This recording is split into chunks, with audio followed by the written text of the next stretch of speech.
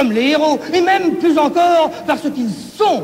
Les héros n'écrivent pas des conférences sur l'héroïsme, pas plus que les rossignols ne font des conférences sur les arpèges, mais les rossignols font des arpèges et démontrent l'existence de l'arpège en le faisant. Ils démontrent que l'impossible est possible en le faisant.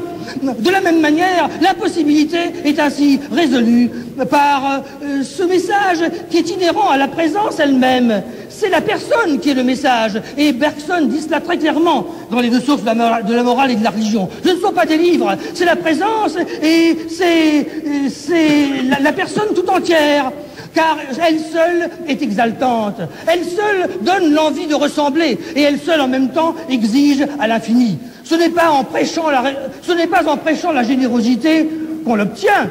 Et Balzac parle quelque part des prédicateurs qui nous font changer d'opinion, mais non point de conduite. Il s'agit donc de se transformer véritablement d'une manière effective, et on ne le peut qu'au contact des hommes libres et des hommes généreux. Et de même, il est impossible de vivre au contact d'un homme généreux sans avoir envie de le devenir à son tour, sans devenir un peu généreux soi-même lorsqu'on est dans cette aura de générosité. De la même manière, il est impossible de vivre aux côtés d'un homme libre sans se libérer soi-même. Comme s'il y avait dans cette liberté quelque chose qui la dépasse, qui est en quelque sorte hors d'elle-même. Et qui est pour nous une invitation à nous exalter. Donc, le contact avec un cœur dilaté, comme disent les psaumes, est aussi une invitation à la dilatation du cœur. Libérame des morte eterna. Et ailleurs encore, libérer les âmes du lac profond. On pense, non pas seulement une fois, mais bien des fois, à la prose liturgique et à la musique sublime qu'elle a inspirée à Gabriel Fauré, à l'imploration sublime du Requiem de Fauré. On y pense plus d'une fois en lisant les deux sources de la morale et de la religion. Et en nous adressant cette fois, non point à Dieu, mais aux hommes libres eux-mêmes, à ceux qui ont réalisé en eux cette liberté, on a envie de leur dire, nous aussi, libérez-nous, rendez l'exercice de leur liberté aux morts vivants que nous sommes, aux défunts de l'automatisme quotidien, aux hommes envoûtés, fascinés par le cruel Zénon. Rendez-leur possible ce qui est impossible, car vous vous rappelez le propos de Henry Heine, propos admirable qu'il appliquait à sa propre vie, et pourtant, je l'ai vécu.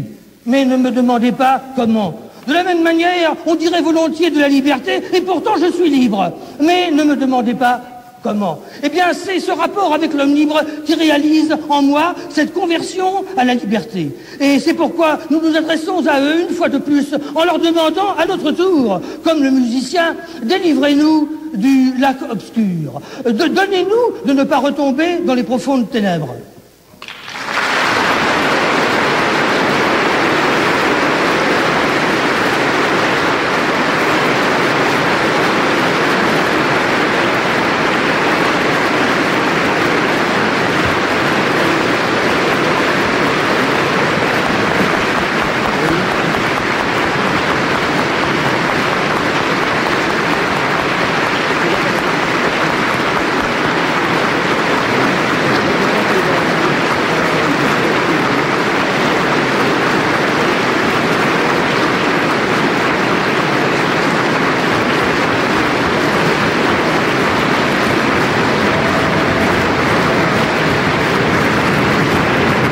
Je crois qu'il n'est pas nécessaire de remercier en votre nom ceux qui ont parlé. Votre enthousiasme, vos applaudissements l'ont fait mieux que mes paroles.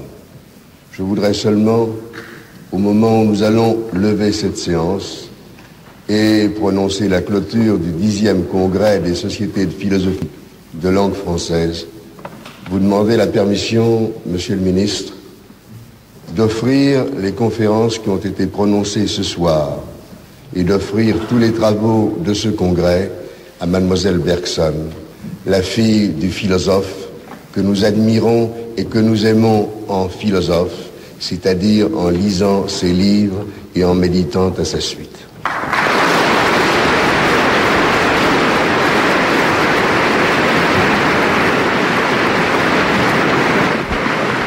le service des émissions culturelles vous a présenté en transmission différée l'hommage solennel à Bergson, organisé par la Société française de philosophie et l'Association des amis de Bergson dans le grand amphithéâtre de la Sorbonne. Cette cérémonie eut lieu en présence de M. André Bouloche, ministre de l'Éducation nationale, avec la participation de M. Gaston Berger de l'Institut, directeur général de l'enseignement supérieur, de M. Gabriel Marcel de l'Institut, de M. Maurice Merleau-Ponty, professeur au Collège de France, de M. Jean Val et Vladimir Jankelevitch, professeurs à la Sorbonne.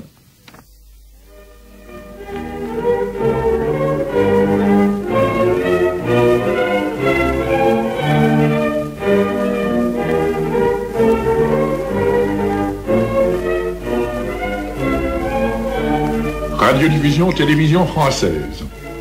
Paris 4. Longueur d'onde 312 mètres.